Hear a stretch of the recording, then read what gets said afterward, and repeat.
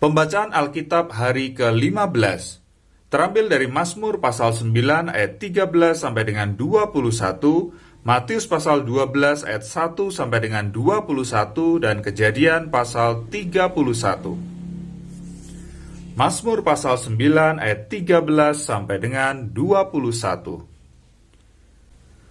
Sebab Dia yang membalas penumpahan darah ingat kepada orang yang tertindas.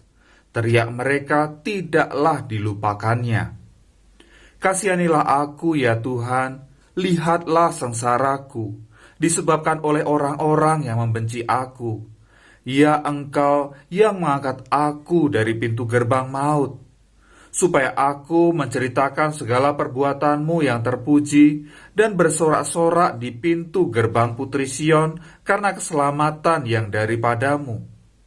Bangsa-bangsa terbenam dalam pelubang yang dibuatnya, kakinya tertangkap dalam jaring yang dipasangnya sendiri. Tuhan telah memperkenalkan dirinya, Ia menjalankan penghakiman. Orang fasik terjerat dalam perbuatan tangannya sendiri. Higayon, Sela. Orang-orang fasik akan kembali ke dunia orang mati, ya segala bangsa yang melupakan Allah. Sebab bukan untuk seterusnya orang miskin dilupakan, bukan untuk selamanya hilang harapan orang sengsara. Bangkitlah Tuhan, janganlah manusia merajalela, biarlah bangsa-bangsa dihakimi di hadapanmu. Biarlah mereka menjadi takut ya Tuhan, sehingga bangsa-bangsa itu mengakui bahwa mereka manusia saja. Sela. Matius pasal 12 ayat 1 sampai dengan 21. Pada waktu itu, pada hari Sabat, Yesus berjalan di ladang gandum. Karena lapar, murid-muridnya memetik bulir gandum dan memakannya. Melihat itu, berkatalah orang-orang Farisi kepadanya, "Lihatlah, murid-muridmu berbuat sesuatu yang tidak diperbolehkan pada hari Sabat." Tetapi jawab Yesus kepada mereka, "Tidakkah kamu baca apa yang dilakukan Daud ketika ia dan mereka yang mengikutinya lapar?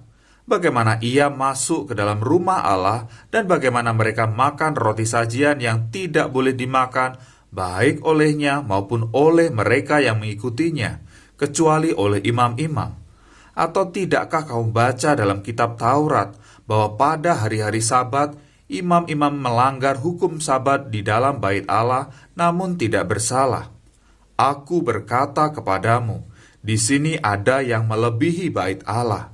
Jika memang kamu mengerti maksud firman ini, yang ku kehendaki ialah belas kasihan dan bukan persembahan.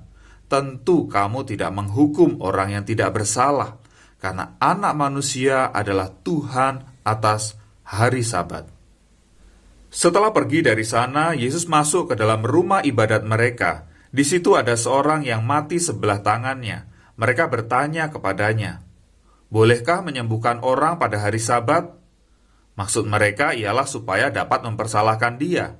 Tetapi Yesus berkata kepada mereka, "Jika seorang dari antara kamu mempunyai seekor domba dan domba itu terjatuh ke dalam lubang pada hari Sabat, tidakkah ia akan menangkapnya dan mengeluarkannya? Bukankah manusia jauh lebih berharga daripada domba? Karena itu, boleh berbuat baik pada hari Sabat." Lalu kata Yesus kepada orang itu, "Ulurkanlah tanganmu." Dan ia mengulurkannya, maka pulihlah tangannya itu dan menjadi sehat seperti tangannya yang lain. Lalu keluarlah orang-orang Farisi itu dan bersekongkol untuk membunuh dia.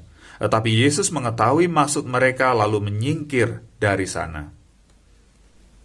Banyak orang mengikuti Yesus dan ia menyembuhkan mereka semuanya. Ia dengan keras melarang mereka memberitahukan siapa dia, supaya genaplah firman yang disampaikan oleh Nabi Yesaya. "Lihatlah, itu hambaku yang kupilih, yang kukasihi, yang kepadanya jiwaku berkenan. Aku akan menaruh rohku ke atasnya, dan ia akan memaklumkan hukum kepada bangsa-bangsa. Ia tidak akan berbantah dan tidak akan berteriak, dan orang tidak akan mendengar suaranya di jalan-jalan. Buluh yang patah terkulai tidak akan diputuskannya, dan sumbu yang pudar nyalanya tidak akan dipadamkannya, sampai ia menjadikan hukum itu menang, dan padanyalah bangsa-bangsa akan berharap.